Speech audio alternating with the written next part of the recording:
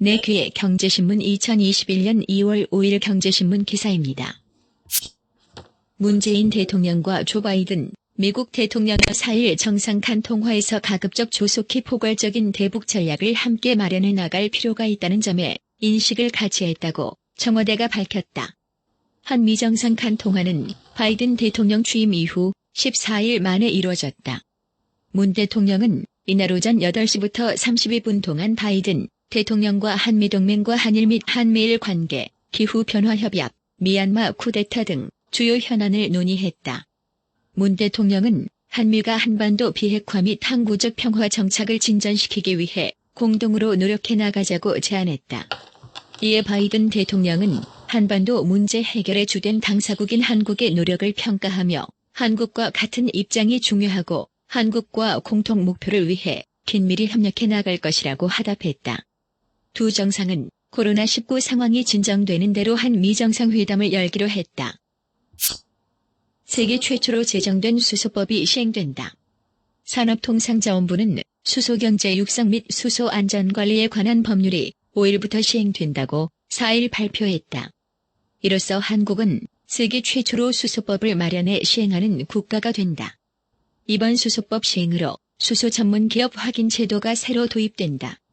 수소 전문 기업이란 전체 매출 중 수소 사업 관련 매출 또는 수소 사업 관련 연구 개발 비용 등 투자 금액 비중이 일정 기준을 넘는 기업을 일컫는다. 정부가 수소 전문 기업의 R&D 실증, 해외 진출 지원 등 행정적, 재정적 지원을 할 법적 근거가 갖춰진 것이다. 수소 전문 기업으로 확인받으려면 5일부터 수소융합 얼라이언스 추진단에 신청하면 된다. 또 5일부터 수소 충전소 운영자는 수소 유통전담기관에 수소 판매 가격을 보고해야 한다. 가스공사는 각 충전소의 수소 판매 가격을 홈페이지에 공개할 예정이다. 정부는 4일 정부 서울청사에서 공공주도 3080 대도시권 주택공급 획기적 확대 방안을 발표했다. 한국토지주택공사 등 공공기관이 사업 주체가 되는 게 전제다. 도심 공공주택 복합사업으로 역세권, 준공업지역, 저층 주거지를 개발해 서울에 11만 7천 가구를 새로 짓는다. 공공이 재건축, 재개발의 주체가 되는 공공 직접 시행 정비 사업을 통해서도 9만 3천 가구를 내놓는다. 두 사업 모두 주민 3분의 2 동의로 추진되며 재건축 초과이익 환수제 적용 제외, 용적률 상향 등의 혜택을 받는다. 정부는 10년 이상 걸리는 정비 사업 기간이 5년으로 단축될 것으로 기대하고 있다. 정부는 서울에서 노후 요건 등을 충족한 222개 구역을 공공참여 우선 추진 검토 구역으로 선정했다. 장신, 장위 등 뉴타운 해제 지역을 포함해 상당수 재건축, 재개발 구역이 포함된 것으로 알려졌다. 전문가들은 이사 부동산 대책에 대해 공공주도의 재건축 규제 완화와 공급 물량 측면에서 시장의 예상을 뛰어넘는다고 평가했다. 장기적으로 부동산 시장 안정에도 어느 정도 기여할 것으로 전망했다. 하지만 인센티브가 공공이 주도하는 사업에만 국한된 데다 공공의 정비사업 전문성, 민간의 참여 정도 등에 따라 공급량이 달라질 수 있다는 점은 한계라고 지적했다. 최근 가중되는 전월세난에 대한 해결 방안이 빠져있는 것도 시장 불안 요인으로 꼽혔다. 정부는 이번 대책을 통해 공공 분양을 늘리고 30에서 40대 등을 겨냥한 추첨 물량도 확대하기로 했다. 김교정 한국투자증권 자산승계연구소장은 공공이 주도하지만 기존 소유자들이 원하는 형태의 분양 아파트를 공급하는 방식이기 때문에 실현 가능성이 높다며 30대 등 젊은 층이 무리해서 서둘러 주택을 구입하는 식의 부작용이 완화될 것이라고 내다봤다. 국내외 경제 정상화에 대한 기대로 건설과 운수장비, 서비스 업종이 꿈틀거리고 있다. 4일 한국거래소에 따르면 유가증권 시장에서 건설업 지수는 이달 들어 전날까지 10.42% 올랐다. 운수장비와 서비스 지수는 각각 10.04%, 5.51% 뛰었다. 같은 기간 코스피 상승률 5.15%를 웃도는 수치다. 대형 건설주를 중심으로 상승세가 두드러졌다. 코로나19 확산세가 잦아드는 상황에서 정부의 부동산 공급 정책 전환이 기대를 높여서다. 시가총액 2조 원 규모의 HDC 현대산업개발은 이달만 13.3% 올랐다. GS건설, 현대건설, 대우건설, 신세계건설도 10% 넘게 급등했다. 국민연금이 포함된 연기금 등이 유가증권 시장에서 기록을 세우고 있다. 최장 기간 최대 규모 순매도다. 연기금은 28일 연속으로 유가증권 시장에서만 10조 원어치 가까이 순매도했다.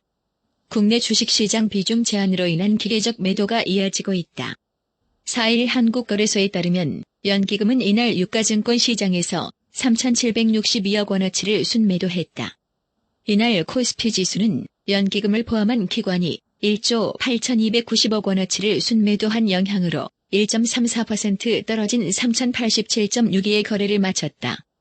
연기금의 순매도는 당분간 추세적으로 이어질 전망이다. 올해 설정한 국내 주식 비중이 가득 찼기 때문이다.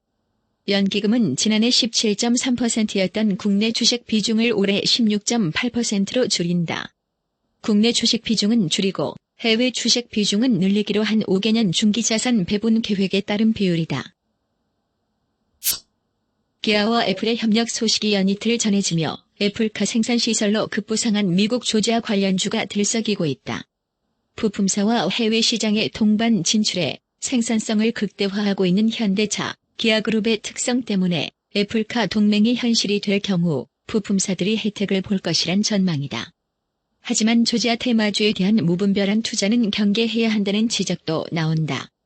4일 코스닥 시장에서 KB오토시스는 29.52% 오른 1만 1,100원에 장을 마쳤다.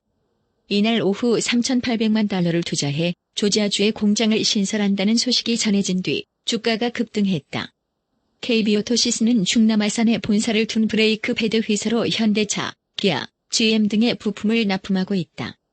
미국 현지 공장을 두고 현대차, 기아의 부품을 납품하고 있는 구형테크도 이날 가격 제한폭까지 올랐다. 한국GM이 차량용 반도체 품귀 현상을 버티지 못하고 감산에 들어간다. 반도체가 없어 자동차를 제조하지 못하는 사상 초유의 사태가 벌어졌다. 반도체 공급 부족에 따른 자동차 산업 위기가 본격적으로 시작됐다는 분석이 나온다. 한국GM은 오는 8일부터 부평 2공장 가동률을 기존의 절반으로 낮출 것이라고 4일 발표했다. 생산량도 월 1만여 대에서 5,000대 수준으로 떨어질 전망이다. 국내 자동차 공장이 반도체를 구하지 못해 생산량을 줄이기로 한 건 이번이 처음이다. 지난달 한국GM은 반도체를 제때 공급받지 못해 특건을 중단했지만 주중 근무는 정상적으로 해왔다.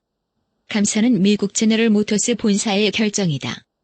GM의 미국 페어팩스, 캐나다 잉거솔, 멕시코 포토 공장은 생산을 전면 중단한다. 부평 2공장을 포함한 4개 공장의 월 감산 규모는 5만 대에 육박할 것으로 알려졌다.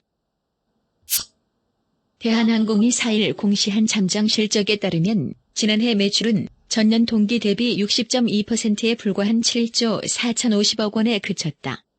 국제선 등 여객 수송 실적이 74% 급감한 여파였다. 하지만 같은 기간 영업이익은 2,383억 원으로 전년보다 16.8% 감소하는 수준에서 선방했다. 특히 지난해 4분기 영업이익은 1,465억 원으로 시장 전망치를 크게 웃도는 깜짝 실적을 냈다. 비결은 화물운송 덕분이었다. 지난해 화물 매출은 4조 2,507억 원으로 전년 대비 66.2% 급증했다.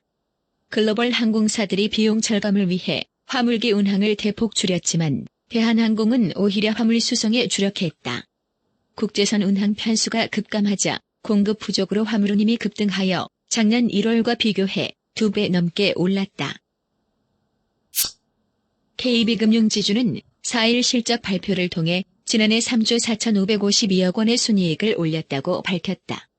전년 대비 4.3% 늘어난 사상 최대 규모다. 배당금은 주당 1,770원으로 결정됐다.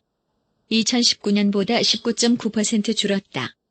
이번 배당 총액은 6,897억 원으로 배당 성향은 20%다.